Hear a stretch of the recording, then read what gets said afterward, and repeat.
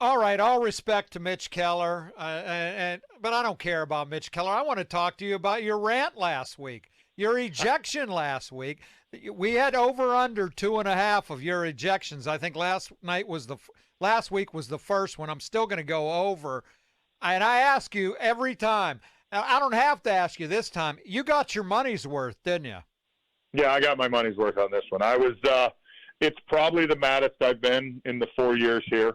Uh, so yeah, I would say that overall I was not a very happy human being for that course of about 6 or 7 minutes. And I can tell you my wife was even less happy because that was in Tampa, which is where we live. And we had 60 people at the game, and I lasted for 2.5 innings. So she was not very happy with me. Oh, well, I bet maybe your language might have offended her a little bit. I know you've seen that thing online, and I know your son probably has made sure you've seen it. Shelty, you got personal there. It wasn't just a baseball argument. Do you regret that part of it?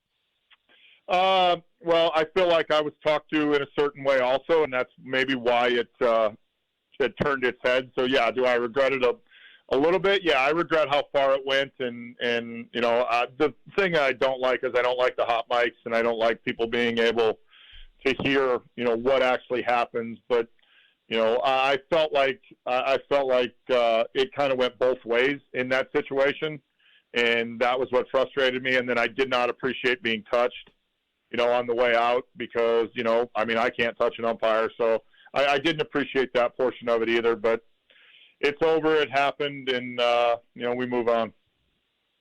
Shelty, I always maintain that Lloyd McClendon picking up first base, and I know you've seen that video a million times, hurt him and hurt the Pirates because I believe umpires hold a grudge.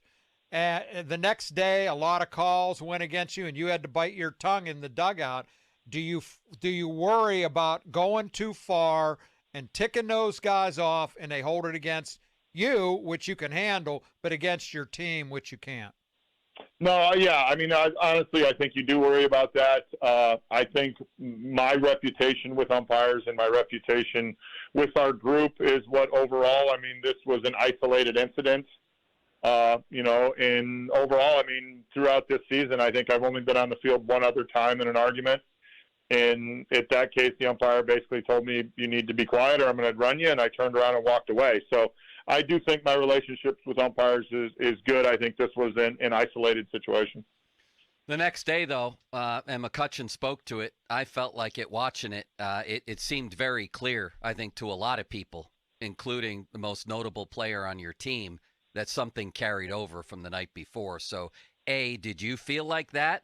And B, did you not argue the next day because you felt like you might only make it worse because the strike zone was objectively ridiculous the next day? Yeah, I think Kutch did a nice job handling that in that situation in terms of what he said and how he handled it. And the next day, I think if I would have said anything off the bat, I probably would have got ejected. Well, you definitely got your money's worth, I'll say that. Old John Boy on Twitter saw it to that, Shelty. You definitely got hot. And it seems like there's become more problems with the pitch clock around baseball a little bit lately. And I'm not sure that I'm entirely clear what set this off. What was your problem with the pitch clock, and do you think that more problems are developing with it? Well, my issue actually in this situation started the night before with I thought there was some clock violations. I don't think it's anything that the Rays are trying to manipulate. I just thought in one situation the clock was not being run properly. I actually talked to Major League Baseball that morning about it. And then because of it, I was very aware of the clock in Tampa. And we had a situation, it was actually Mitch's last start. We had a situation where Mitch covered first. The clock ran down to 4. He threw a pitch. The umpire told him, hey, yeah, I didn't see it go down that far. And then we had a situation on Bay's bunt where it just stopped.